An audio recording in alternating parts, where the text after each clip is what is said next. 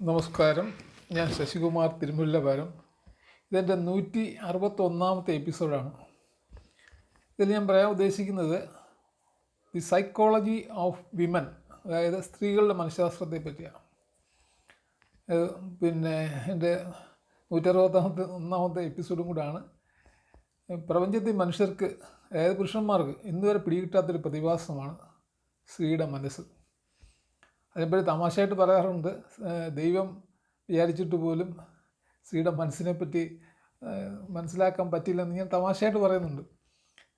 പിന്നെ എൻ്റെ അഭിപ്രായത്തിൽ ഞാൻ വളരെ ഈ ഹസ്തരേഖാശാസ്ത്രം തുടങ്ങിയ എല്ലാത്തരം ലക്ഷണശാസ്ത്രം തുടങ്ങിയ എല്ലാത്തരം ശാസ്ത്രങ്ങളുടെയും കാര്യങ്ങളൊക്കെ പഠിച്ചിട്ടുള്ളതുകൊണ്ട് എൻ്റെ ഒരു അഭിപ്രായത്തിൽ അതുതന്നെയാണ് ഞാനും പറയുന്നത്. കാരണം ഒരിക്കലും ഒരു സ്ത്രീയെ നമുക്ക് പൂർണ്ണമായിട്ട് മനസ്സിലാക്കാൻ പറ്റത്തില്ല. പിന്നെ പുരാണങ്ങളിലും അല്ലെങ്കിൽ പരിശുദ്ധ ബൈബിളിലും പരിശുദ്ധ ഖുറാനിലും മനഃശാസ്ത്രത്തിലൊക്കെ എന്തൊക്കെയാണ് പറയുന്നതെന്ന് നോക്കാം. അത് എൻ്റേതായ ഒരു കാഴ്ചപ്പാടിലല്ല, ആ പുരാണങ്ങളിലൊക്കെ എന്താ പറയുന്നതെന്നുള്ളത് ഞാൻ പറയാം. എൻ്റേതായിട്ടുള്ള കാഴ്ചപ്പാട് ഞാൻ പറഞ്ഞു കഴിഞ്ഞു. ഒരിക്കലും പിടികിട്ടാത്തൊരു സമസ്യയാണ് സ്ത്രീയുടെ മനസ്സെന്ന് പറയുന്നത്. ഇനി പരിശുദ്ധ ബൈബിൾ ഭർത്താക്കന്മാരോട് പറയുന്നത്, നിങ്ങൾ നിങ്ങളുടെ ഭാര്യമാരെ സ്നേഹിക്കൂ, മാത്രമല്ല അവർക്ക് വേണ്ടി എല്ലാം ത്യജിക്കൂ എന്നാണ്. വേണ്ടി വന്നാൽ ജീവൻ കളഞ്ഞും ഭാര്യയെ രക്ഷിക്കണമെന്നാണ് പരിശുദ്ധ ബൈബിൾ പറയുന്നത്. ചെറുപ്പക്കാരികളും വിവാഹിതരുമായ സ്ത്രീകളോട് പറയുന്നത്, നിങ്ങൾ നിങ്ങളുടെ ഭർത്താവിനെയും കുട്ടികളെയും സ്നേഹിക്കൂ, അവർക്ക് വേണ്ടി ജീവിക്കൂ എന്നാണ് ബൈബിൾ വീണ്ടും പറയുന്നത്. അത് കഴിഞ്ഞിട്ട് യേശുക്രിസ്തു വിശ്വസിക്കുന്നത് എല്ലാവരെയും ദൈവം സ്വന്തം രൂപത്തിൽ തന്നെയാണ് സൃഷ്ടിച്ചിരിക്കുന്നതെന്നാണ്. നിങ്ങൾ ഭർത്താക്കന്മാർക്ക് വേണ്ട എല്ലാ പിന്തുണയും നൽകൂ, നിങ്ങൾ ദൈവത്തിൻ്റെ വാക്കുകൾ തെറ്റിക്കരുതെന്നാണ് ബൈബിളിൽ വീണ്ടും പറയുന്നത്. പുരുഷനും സ്ത്രീയും തുല്യരാണെന്നും അതിൽ പറയുന്നുണ്ട്. ഈ പരിശുദ്ധ ഖുറാൻ എന്താണ് സ്ത്രീകളെ പറ്റി പറയുന്നതെന്ന് നോക്കാം.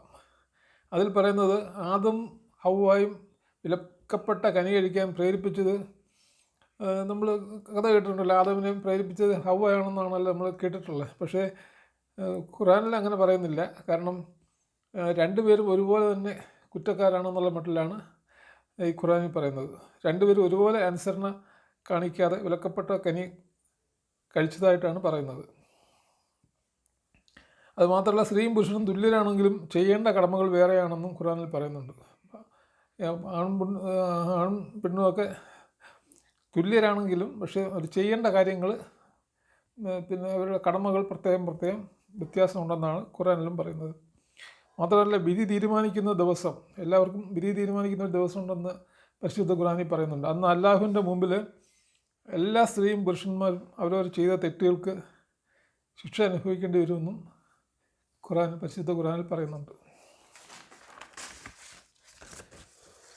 ഇനിയും പരിശുദ്ധ ഖുറാനിൽ വേറൊരു കാര്യം പറയുന്നത്, ഏത് സ്ട്രെസ്സ് അല്ലെങ്കിൽ ഏത് ടെൻഷനോ പ്രഷറോ ഒക്കെ ഉള്ള സമയങ്ങളിൽ പോലും സ്ത്രീകൾ പുരുഷന്മാരെക്കാൾ കൂടുതൽ ജോലികൾ ചെയ്യുമെന്നാണ്.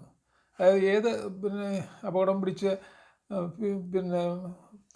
രംഗത്തും അല്ലെങ്കിൽ നമ്മളെ ഫീൽഡിലും സ്ത്രീകൾക്ക് പുരുഷന്മാരെക്കാൾ കൂടുതൽ കാര്യങ്ങളൊക്കെ ചെയ്യാൻ കഴിയുമെന്നാണ് പരിശുദ്ധ ഖുറാനിലും പറയുന്നത്.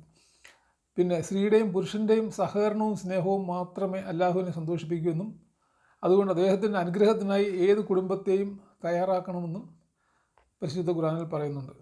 അത് ശരിയാണ്. ഇപ്പോഴത്തെ പുതിയ കാലഘട്ടത്തിലും എല്ലാ രംഗങ്ങളിലും സ്ത്രീകളുണ്ട്. ഇപ്പം ഡ്രൈവർമാർ എന്ന് വെച്ചാൽ ഡ്രൈവ് ചെയ്യാനും പിന്നെ പൈലറ്റായിട്ടും അങ്ങനെ എല്ലാ തരത്തിലുള്ള നമ്മുടെ വിമാനങ്ങൾ ഫൈറ്റ് ചെയ്യാനായിട്ട് പോകാനും തുടങ്ങിയ എല്ലാ കാര്യങ്ങളിലും യുദ്ധരംഗത്തും എല്ലാം സ്ത്രീകൾ എല്ലാ രംഗങ്ങളിലും ഉണ്ട്. പിന്നെ ശൂന്യാകാശത്ത് പോകാനും അതിനെല്ലാം ഒരിക്കലും സ്ത്രീകളെ മാറ്റി നിർത്താൻ പറ്റത്തില്ല. എല്ലാത്തിലും അവരും തുല്യരായിട്ട് കൂടെ ഉണ്ട്. പിന്നെ ഹിന്ദു തത്വശാസ്ത്രം അനുസരിച്ച് ഒരു സ്ത്രീയാണ് അവളുടെ ഭർത്താവിൻ്റെയും കുടുംബത്തിൻ്റെയും കുട്ടികളുടെയും എല്ലാത്തരം സന്തോഷങ്ങൾക്കും അടിസ്ഥാനം എന്നാണ് പറയുന്നത് ഹിന്ദു തത്വശാസ്ത്രത്തിൽ. മാത്രമല്ല, മനുസ്മൃതിയിൽ പറയുന്നത് സ്ത്രീകളെ ബഹുമാനിക്കുകയും കരുതലോടെ പെരുമാറുകയും ചെയ്യണമെന്നാണ്.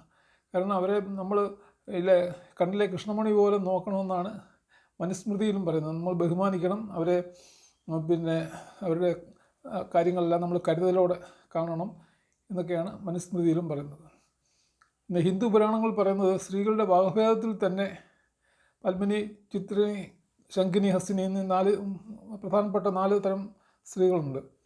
അപ്പോൾ അതിൽ സ്ത്രീകളെ മഹാലക്ഷ്മിയായിട്ടും സരസ്വതിയായിട്ടും ദുർഗാദേവിയായിട്ടും മഹാഭദ്രകാളിയായിട്ടും ഒക്കെ തന്നെ സാഹചര്യം അനുസരിച്ച് വരുന്നു എന്നാണ് ഈ പിന്നെ പുരാണങ്ങളിൽ ലക്ഷണശാസ്ത്രത്തിലൊക്കെ പറയുന്നത്. അതും കറക്റ്റാണ്. കാരണം എന്ന് വെച്ചാൽ ഈ ഒരു സ്ത്രീയെ കണ്ടിട്ട് നമുക്കൊരിക്കലും, പ്രത്യേകിച്ച് ഈ കാലത്ത് മോഡേണായിട്ടുള്ള ഈ യുഗത്തിൽ നമുക്കൊരിക്കലും അവർ ഏത് തരക്കാരാണെന്ന് കണ്ടുപിടിക്കാൻ പറ്റത്തില്ല. കാരണം ഇപ്പോൾ ഒരു പിന്നെ ഉദാഹരണത്തിന് പറഞ്ഞാൽ ഏതെങ്കിലും ഒരു വിഭാഗം പറഞ്ഞ 4 പ്രധാനപ്പെട്ട വിഭാഗത്തിൽ ഒരു വിഭാഗത്തിന് ചുരുണ്ട മുടി ഉണ്ടെന്നിരിക്കട്ടെ, അത് നമ്മളൊരു ലക്ഷണമായിട്ട് എടുക്കുകയാണെങ്കിൽ ഇപ്പോഴത്തെ കാലത്ത് അതൊന്ന് സ്ട്രെയിറ്റൻ ചെയ്യും. അതായത് ചുരുളൊക്കെ അങ്ങ് മാറിക്കഴിഞ്ഞാൽ നമുക്ക് ഒരിക്കലും പറയാൻ പറ്റത്തില്ല അവർ ഏതുതരം സ്വഭാവക്കാരിയായിരിക്കും. അതുകൊണ്ടാണ് പറയുന്നത് സ്ത്രീകളെ മഹാലക്ഷ്മിയായിട്ടും സരസ്വതിയായിട്ടും ദുർഗാദേവിയായിട്ടും മഹാഭദ്രകാളിയായിട്ടും വരുന്നത് സാഹചര്യം അനുസരിച്ചാണെന്നാണ് പറയുന്നത്. പിന്നെ നാരി എന്നുള്ളതിൻ്റെ അർത്ഥം തന്നെ അവൾ ആരുടെയും ശത്രുവല്ല എന്നാണ്. നാരി എന്ന് പറഞ്ഞാൽ അത് ആരുടെയും ശത്രുവല്ല എന്നാണ് അതിൻ്റെ പിന്നെ വാക്കിൻ്റെ അർത്ഥം. പിന്നെ ദൈവത്തിൻ്റെ ഏറ്റവും മഹോന്നതമായ മനോഹരമായ സൃഷ്ടിയാണ് സ്ത്രീ എന്ന് പറയുന്നുണ്ട്. അതുകൊണ്ട് തന്നെയാണ് എല്ലാം വിജയിയായ പുരുഷൻ്റെ പുറകിലും ഒരു സ്ത്രീ ഉണ്ടായിരിക്കും എന്ന് പറയുന്നത്.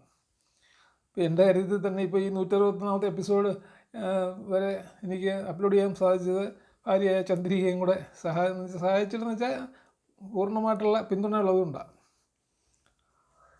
പിന്നെ നീതിശാസ്ത്രത്തിൽ പറയുന്നത് ദൈവങ്ങൾക്ക് പോലും സ്ത്രീയുടെ സ്വഭാവങ്ങൾ പ്രവചിക്കാൻ സാധ്യമല്ല എന്നാണ്. അത് ഞാൻ ആദ്യമേ പറഞ്ഞായിരുന്നു. ദൈവങ്ങൾക്ക് പോലും സ്ത്രീയുടെ സ്വഭാവം പ്രവചിക്കാൻ സാധ്യമല്ല.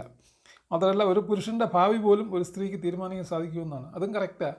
ഏത് പുരുഷൻ്റെ പിന്നെ ഭാവി വേണമെങ്കിലും ഒരു സ്ത്രീക്ക് തീരുമാനിക്കാൻ പറ്റും. അതുപോലെയാണ് അവരുടെ ആ ഒരു സ്വാധീനം. അത് കൊച്ചുകുട്ടിയായാലും വലിയതായാലും ആരായാലും. പിന്നെ ആധുനിക മനഃശാസ്ത്രം പറയുന്നത് സ്ത്രീയുടെ മനസ്സിനെ പറ്റിയാണ് പറയുന്നത്.